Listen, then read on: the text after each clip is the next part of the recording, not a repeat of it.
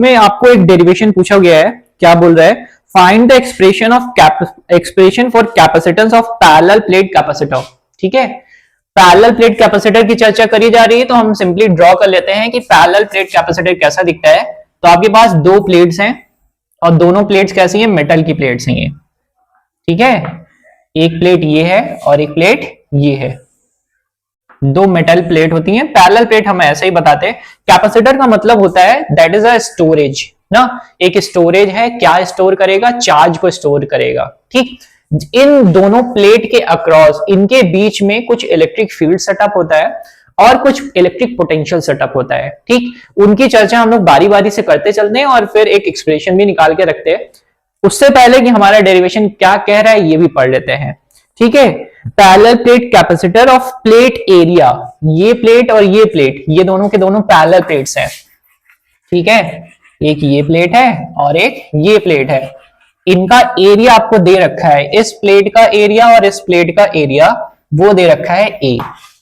ठीक, आगे चलकर and the separation, plate separation is D, दोनों के बीच का डिस्टेंस जो दे रखा है वो दे रखा है डी, ये है उन दोनों के बीच का सेपरेशन। ठीक है, अब क्या कहा जा रहा है, अ dielectric slab of thickness T, इनके बीच में एक डाइलेक्ट्रिक स्लैब रखा जा रहा है। ठीक है, डाइलेक्ट्रिक क्या होते हैं, dielectric as work as insulator. ठीक है, लेकिन अफेक्टेड बाई होते हैं इलेक्ट्रिक फील्ड। कौन अफेक्ट करेगा, इलेक्ट्रिक फील्ड से अफेक्ट होते हैं और उनमें जो भी आपके पास इलेक्ट्रॉन्स होते हैं वो होते हैं पोलराइज। क्या होते हैं, पोलराइज, यानी फिर ऐसा बोल सकते हैं उनके पास जो चार्जेस होते हैं वो होते हैं पोलराइज। तो उसकी चर्चा भी थोड़ी थोड़ी बात करेंगे। पोलराइज का मतलब भी मैंने समझाया है, क्या समझाया है कि पोलराइज का मतलब होता है बहका देना। इलेक्ट्रिक फील्ड जैसे ही मिलेगा ना तो उनके अंदर जो भी चार्जेस हैं, चार्जेस क्या हो जाएंगे, इलेक्ट्रिक फील्ड के अपोजिट या फिर उसके इन द डायरेक्शन सेटअप होने की कोशिश करेंगे। तो कैसे सेटअप होने की कोशिश करेंगे उसकी भी चर्चा करेंगे। ठीक है, क्या कह रहा है, dielectric slab of thickness T, dielectric slab रखना है फर्स्ट केस में। फिर क्या किया जा रहा है, एक मेटालिक स्लैब रखा जा रहा है। एक बार डाइलेक्ट्रिक स्लैब रखेंगे और एक बार मेटालिक स्लैब रखेंगे, जिसका थिकनेस कितना होगा, वो होगा टी। तो मैं इसी डायग्राम में डाइलेक्ट्रिक स्लैब इंक्लूड कर देता हूं। देखो ये मैंने इंक्लूड कर दिया है डाइलेक्ट्रिक स्लैब।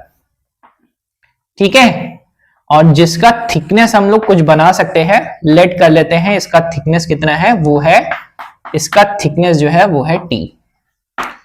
ठीक, ये मैंने क्या इंक्लूड किया है, ये है डाइलेक्ट्रिक स्लैब। तो मैं लिख देता हूं यहां पर, ये है डाइलेक्ट्रिक स्लैब। जहां पर भी आपको नहीं समझ में आएगा आप बताते चलेंगे।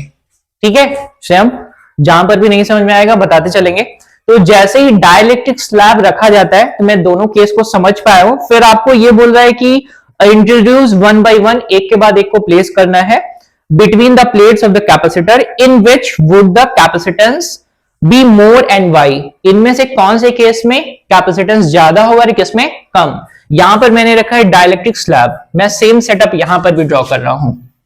यहां पर मैंने वही कैपेसिटर ड्रॉ कर दिया है। ठीक है, और बच्चों आप एक चीज नोटिस भी करते रहेंगे कि मैं आंसर राइटिंग कैसे कर रहा हूं। ठीक है, और इनके बीच में अभी उसी थिकनेस का मेटल का प्लेट रख दिया गया है। ये मैंने जो प्लेट रखी है ना इनके बीच में, ये मेटल की प्लेट है अभी। ठीक है, ये है डाइलेक्ट्रिक का स्लैब यानी इंसुलेटर, और ये है मेटल का प्लेट, मेटल प्लेट। ठीक है, इस प्लेट का भी एरिया कितना है, ए। ठीक है, और दोनों के बीच का सेपरेशन कितना है, वो है डी। प्लेट का थिकनेस कितना है, वो है टी। बारी बारी से डिस्कशन स्टार्ट करते हैं। अगर इन दोनों प्लेट के बीच में कुछ नहीं होता, दैट इज वैक्यूम होता या फ्री स्पेस होता, तो उस कंडीशन पर हमको यह पता है कि इनके बीच में इलेक्ट्रिक फील्ड सेटअप होता। ठीक, जिसको हम लोग रिप्रेजेंट करते हैं ई नॉट से। किससे रिप्रेजेंट कर देते हैं, ई नॉट से। एक छोटी छोटी चीजें मैं आपको समझाता चलता हूं। जब भी दो चार्ज के बीच में किसी भी डाइलेक्ट्रिक को प्लेस किया जाता है तो उनके बीच में लगने वाला फोर्स कम हो जाता है और इसी वजह से उनके बीच का फील्ड भी कम हो जाएगा। यानी अगर मैं ये दोनों प्लेट्स है ना, अब दोनों प्लेट के लिए मेटालिक प्लेट का तो होगा क्या, ये वाली प्लेट पर जो सरफेस चार्ज डेंसिटी है इसको मैं एज्यूम कर ले रहा हूं, दैट इज प्लस सिग्मा। इस वाले पर कितना है, वो है माइनस सिग्मा। ठीक, मैंने अच्छे से तरीके से इलेक्ट्रिक फील्ड भी बताया है। अगर इलेक्ट्रिक फील्ड को मैं आराम से निकालकर आपको बताऊं तो कितना आएगा, तो उसके लिए हम लोगों को कितना पता है कि इन बिटवीन द प्लेट्स, तो हमारे पास आता था that is E naught is equal to sigma upon epsilon naught. ठीक, बहुत बार डेरिवेशन भी हम लोग कर चुके हैं कि एक सिंगल प्लेट की वजह से हमको इलेक्ट्रिक फील्ड आइदर साइड हमको कितना मिलता था, सिग्मा अपॉन 2 इप्सिलॉन नॉट। तो बीच में कितना मिलेगा, जोड़ने के बाद सिग्मा अपॉन इप्सिलॉन नॉट आएगा। ठीक, इलेक्ट्रिक पोटेंशियल का फॉर्मूला हम लोग अच्छी तरीके से जानते हैं। क्या जानते हैं, that is electric field is equal to होता है नेगेटिव पोटेंशियल ग्रेडियंट। ठीक, जिसको हम लोग ना कैपेसिटर प्लेट के लिए यूज करते हैं, that is E is equal to V upon D. ठीक है, ये फॉर्मूला हमको यूज करना है यहां पर।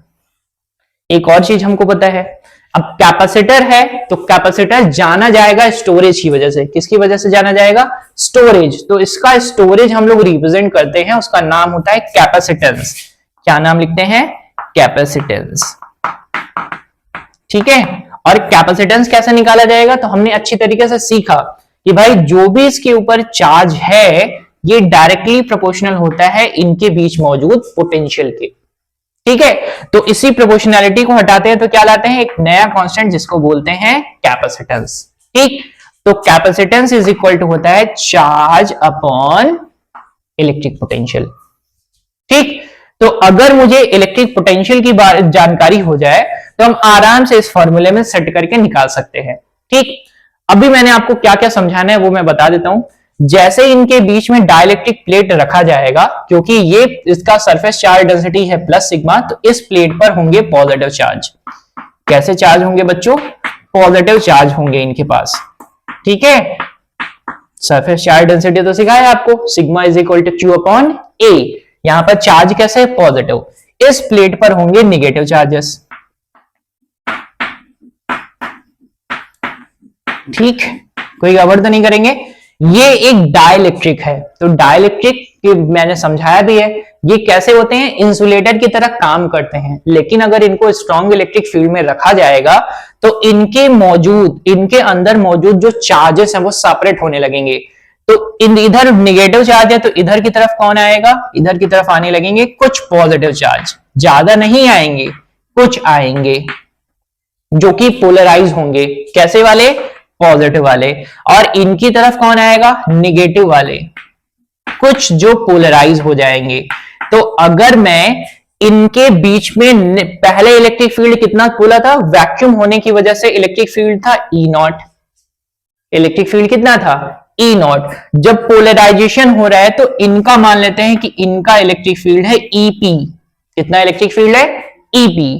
इलेक्ट्रिक फील्ड का डायरेक्शन होता है पॉजिटिव से किधर की तरफ, नेगेटिव की तरफ। तो हमको ये पता है कि E नॉट का डायरेक्शन ये रहा। ठीक है, this is the direction of E not. और पोलराइजेशन का वाले जितने भी चार्जेस है जो पोलराइज हो रहे हैं उसका डायरेक्शन किधर होगा, उसके जस्ट अपोजिट। मैंने बोला कि ये EP का डायरेक्शन है।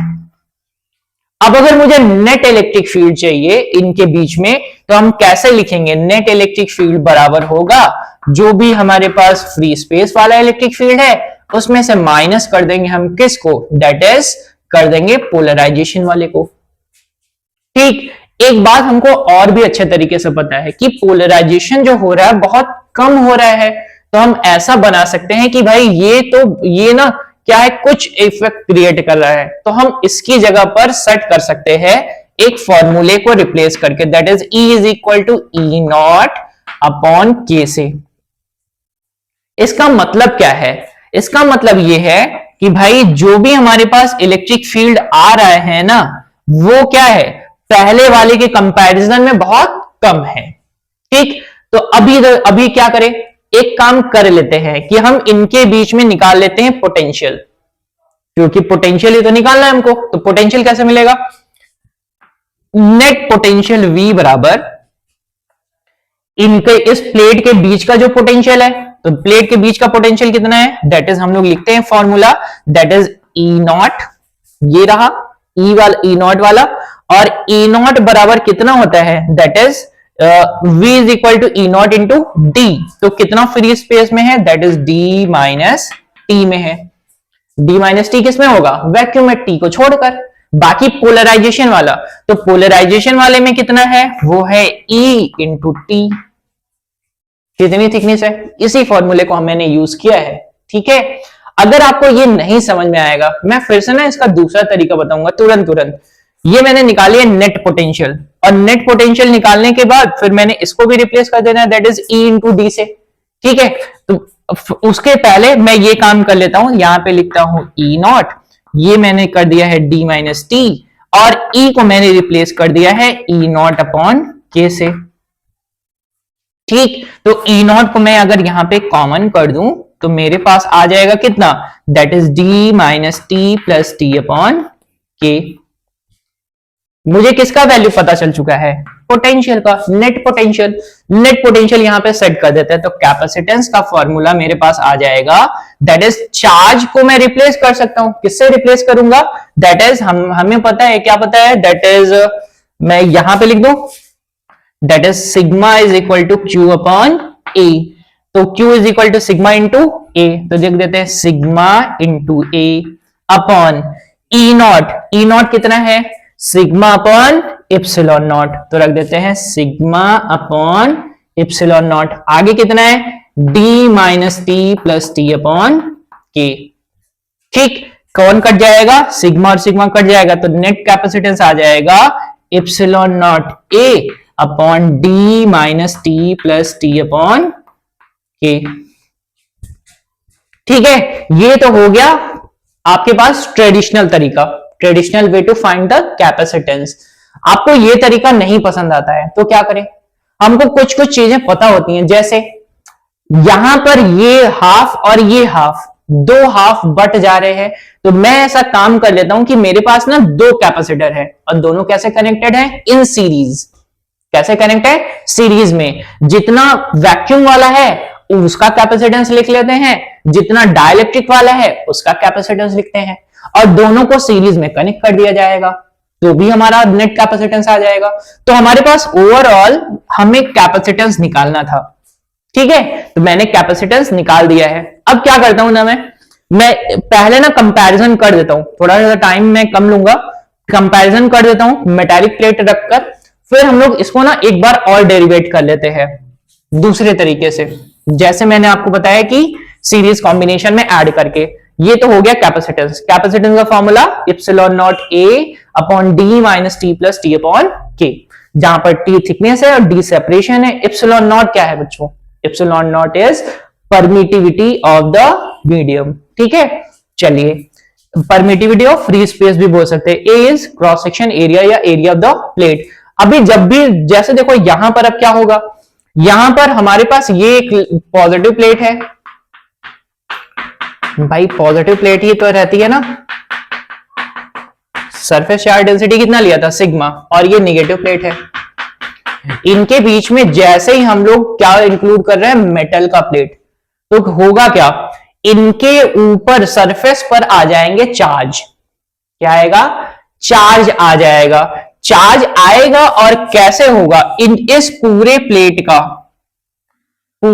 का अगर मैं बोलूं नेट चार्ज कितना होगा, नेट चार्ज जितना इसके ऊपर निगेटिव चार्ज आने वाला है, निगेटिव के बगल इस तरफ आ जाएगा पॉजिटिव वाला ये, और पॉजिटिव की तरफ निगेटिव वाला, क्योंकि यहां पर ईपी जो हमारा पोलराइज होने वाले लोग थे वो थे कम, लेकिन यहां पर इक्वल होंगे, इक्वल अमाउंट में। जब इक्वल अमाउंट में होंगे तो यहां पर इसमें मिलेगा नेट इलेक्ट्रिक फील्ड कितना, 0। इसमें तो कुछ इलेक्ट्रिक फील्ड होगा नहीं। अरे भाई जब चार्ज ही 0 हो गया तो इलेक्ट्रिक फील्ड कितना होगा, 0 ही तो होगा ना। तो यहां पर मेटालिक प्लेट रखने से ये वाला सेक्शन तो पूरा वैकेंट हो गया। ठीक, अगर मैं इसको पूरी तरीके से फिल कर देता तो नेट इलेक्ट्रिक फील्ड 0 हो जाता पूरा का। पार्शियली फिल है टी सेक्शन में, तो टी सेक्शन वाले पार्ट को हम हटा देते हैं, बस इतना सा ही काम करना होता है इसमें। ठीक है, कि भाई इसमें तो हमारे पास कोई भी इलेक्ट्रिक फील्ड है ही नहीं, तो रिमेनिंग कितना बचेगा इलेक्ट्रिक फील्ड। तो इलेक्ट्रिक फील्ड में मुझे किस में मिल रहा है, दैट इज इस वाले सेक्शन, पूरा का पूरा इस वाले में, तो पोटेंशियल मुझे मिल जाएगा that is E not D minus T. कितना मिल गया, यही बस करना था, ई नॉट डी माइनस टी। तो क्या निकालेंगे, कैपेसिटेंस निकाल लेंगे। कैपेसिटेंस का फॉर्मूला क्या लिखेंगे, that is epsilon naught A upon D minus T. कहां से आया, यहां से। ठीक, कोई गड़बड़ तो नहीं करेंगे ना। यहां पर भाई के की इसकी तो बात ही नहीं हो रही है, तो यानी के का फैक्टर तो आने वाला ही नहीं है। बस यही करना था आपको, इस के फैक्टर को हटा देंगे। अब बात करते हैं, यानी एक बार कैपेसिटेंस का फॉर्मूला आपके पास ये आया था और एक बार कैपेसिटेंस का फॉर्मूला ये आया। अब बात करते हैं बड़ा कौन होगा, बड़ा कौन होगा बताइए, या ये बड़ा होगा कि ये बड़ा होगा, कैपेसिटेंस इंक्रीज होगा या डिक्रीज होगा। मैं आपसे सवाल करता हूं, मैंने ना इसको पढ़ाने से पहले मैंने अभी थोड़ी देर पहले बात किया कि भाई डाइलेक्ट्रिक इंक्लूड करने से इलेक्ट्रिक फोर्स घट जाता है, फील्ड भी घट जाता है, लेकिन कैपेसिटेंस बढ़ जाता है। कैपेसिटेंस क्या होगा, बढ़ जाएगा। इस बात का ध्यान रखेंगे। कैसे बढ़ेगा, तो हम लोग रिलेशन कैसे लिखते हैं, हम लोग लिखते थे दैट इज के बराबर सी अपॉन सी नॉट, जहां पर कैपेसिटेंस ऑफ द मीडियम। भाई ये इसकी वजह से कोई भी डायरेक्ट्रिक इंक्लूड करने से कैपेसिटेंस बढ़ जाएगा, यानी जो हमारा वैक्यूम का ना उसमें ये मल्टीप्लाई हो जाने वाला है। ठीक, जबकि इलेक्ट्रिक फील्ड की कहानी अलग है, that is E naught E electric field of any medium is equal to E naught upon K, यानी इलेक्ट्रिक फील्ड घट रहा था के फैक्टर से, यहां पर के फैक्टर से बढ़ रहा है। अब देखो जरा ध्यान से, यहां पर ये फैक्टर तो है ही नहीं, यहां पर ये वाला फैक्टर नहीं है, टी अपॉन के तो नहीं है ना, तो यानी ये वैल्यू क्या है, ये वैल्यू क्या है, और कम कर रही है, ये उसमें ऐड हो रहा है, जबकि ये वैल्यू तो उतनी ही है। तो यानी यहां पर ये कह सकते हैं कि मेटल का प्लेट रखने से इनका कैपेसिटेंस बढ़ जाएगा, लेकिन पार्शियली। ठीक है, और यहां पर कहानी ये होगी कि डाइलेक्ट्रिक रखने के बाद इनका तो यही होगा, यानी टी बाई के फैक्टर से, ये इनका फैक्टर है जिससे और कम होने वाले, इनके कंपैरिजन में कम रहेंगे। ठीक है, तो डिवाइड ही तो कर रहे हैं ना, तो इसमें ये ऐड हो रहा है, तो और डिनोमिनेटर जितना बड़ा रहेगा उतना होल नंबर छोटा आएगा। ठीक है, बस सेम कहानी ये है यहां पर। ठीक है, तो मैं ये उम्मीद कर रहा हूं कि ये चीज आपको समझ में आ चुकी है। ठीक, अब मैंने जो दूसरे तरीके की बात की थी, बस विद इन मिनट्स मैं बात बता देता हूं क्या करना है आपको। मैं इसको हटा रहा हूं यहां से, इसको अब क्या कर रहा हूं, मैं सिंपली लिख रहा हूं कि भाई कैपेसिटेंस किसी भी वैक्यूम में, तो कैपेसिटेंस के लिए फॉर्मूला हम लोग जानते हैं, that is epsilon naught A upon कितना, कितने में है वैक्यूम, डी माइनस टी में। ठीक है, इसको मान लेते हैं C1, capacitance of one vacuum वाला। रिमेनिंग कितना बच रहा है, वो बच रहा है C2। क्या लिखेंगे, K epsilon not A upon T। तो T थिकनेस में इतना है, K क्या है, डाइलेक्ट्रिक कांस्टेंट। ठीक, दोनों को क्या करें, सीरीज में ऐड कर दें, तो फॉर्मूला लिखेंगे net capacitance 1 upon C equivalent is equal to 1 upon C1 plus 1 upon C2। Value set कर देते हैं, वैल्यू सेट करेंगे तो इनको रखते हैं, तो D minus T upon epsilon naught ए प्लस डी टी अपॉन के इप्सिलॉन नॉट ए। बाकी सबको कॉमन करेंगे, यानी इप्सिलॉन नॉट ए, यहां पे ऊपर कितना आएगा, D minus T plus T upon के, ये हो गया ऊपर, बचा कितना, इप्सिलॉन नॉट ए, ये कितना, और इसी को क्या करें, इसी को उल्टा कर दें, तो C इक्विवेलेंट देखो मेरे फिर से पास वही आ गया, that is epsilon not A upon D minus T plus T upon के। देखो 4 स्टेप में हो गया, जो ये काम मैंने पहले किया था वही काम अभी कर दिया।